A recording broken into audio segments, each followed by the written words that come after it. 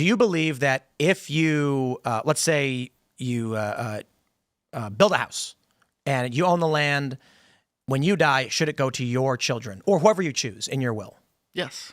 What is the meaningful distinction between that and a society handing down what it's built to its own children? I think that there is something to be said for families handing down a society to their own children, but I don't think that necessarily excludes everyone else from it, because they build things too. They come and add to it. They don't just take. The idea that immigrants come and only take, they also build. Your analysis, I understand where you're coming from, but it's a static analysis. Well, all right, so the way I look at the world is more what dynamic. What percentage are they entitled to? Say again? What percentage are they entitled to? 100%?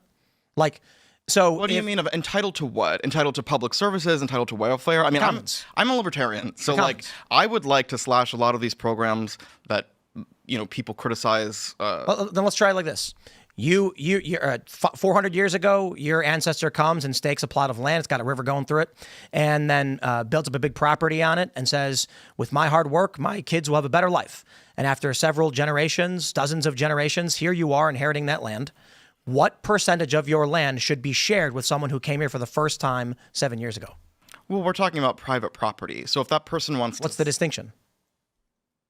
I mean, I'm not saying that an immigrant can come and invade this space you have that you bought and is yours. Well, the reason I asked you this because you said you were a libertarian, so my assumption is you prefer privatization over public property, right? Absolutely. Okay, so if you had private property, then what percentage of that must you share with someone who just showed up and is on your property? Private property? You don't have to share any of it. Okay, so why then should we as a nation, which the distinction is a collective group has determined where our borders and boundaries are, and it is private among our country, should we be obligated to share it with anybody else?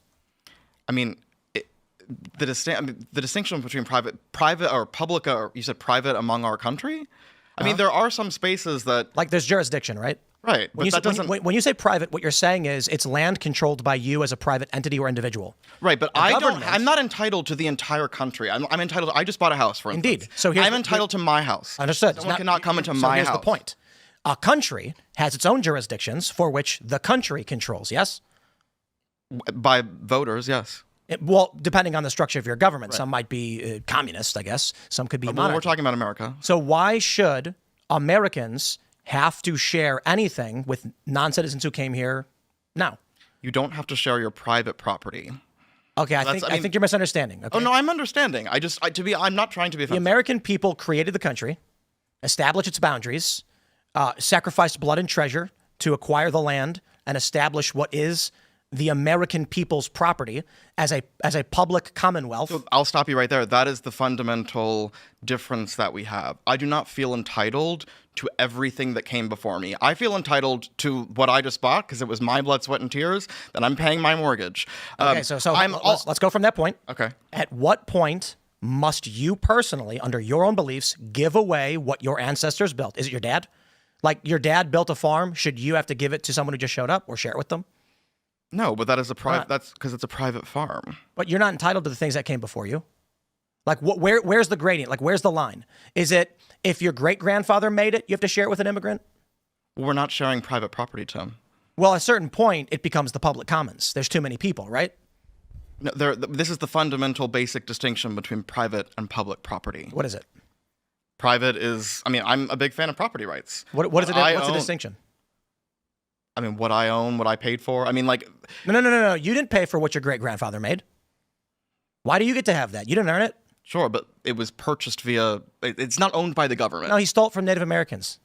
I mean, that's a whole different discussion. So let's say several hundred years ago, your great-great-grandfather or great-great-great-grandfather conquered land by force, massacring a family, whatever it might have been. Maybe he didn't. Maybe he traded some beads for it. I don't know. But now... we're several generations on, you never paid for it, you just inherit it, and you're like, it's private property because someone handed me a piece of paper because they put a flag in it. Why can't a guy from Honduras just come and go, yeah, well, you didn't earn it, it's mine now? I mean, because as a society, we have decided that there's a distinction between private and public property. Completely agreed. As a society, I think we should determine that Zoran Mamdani should be denaturalized and deported because the American founders built this country and we have no requirement to share it with anybody. Just like you've decided your line is simply my personal family, I believe as the American country is an organized entity. So yes. The only distinction is what we think we are owed or claim to. Sure, and I just don't feel entitled to the entire country. I mean, and like I said, I think there is that's it. common ground to be had here in the sense that, like, America stands for a lot of beautiful things. It stands for freedom of expression. It stands for property rights, what we're talking about. It stands for a lot of things that make us exceptional. I would not call myself a nationalist, but I would say I'm an American exceptionalist. I believe we're better than most everyone. I mean, you look at stuff that's even happening in like the UK and Germany getting arrested over Facebook posts. I understand why people want to come here. I think it's beautiful that some people are Americans by choice, and I don't think that makes them any less American. When they vote against the interests of the American people, we have a problem. And when they, on net, steal from the American people. And I would like to add, it's not by a consensus that all of society has just collectively decided what a border is and what private property is. The border of the walls around your house, or the border of like your actual skin barrier, or the fence surrounding your backyard, it's only defined by your willingness to kill someone who violates that line, who crosses that line. Sure, but it's not by consensus that all of society has decided. I'm not saying we need to have open borders. I'm just saying it's beautiful that some people, I mean, people will have lots of disagreements on immigration policy. But I'm just saying it's beautiful that some people come here because they want to, and because we stand for amazing things. I mean, do you think we should literally have zero immigration? Yes.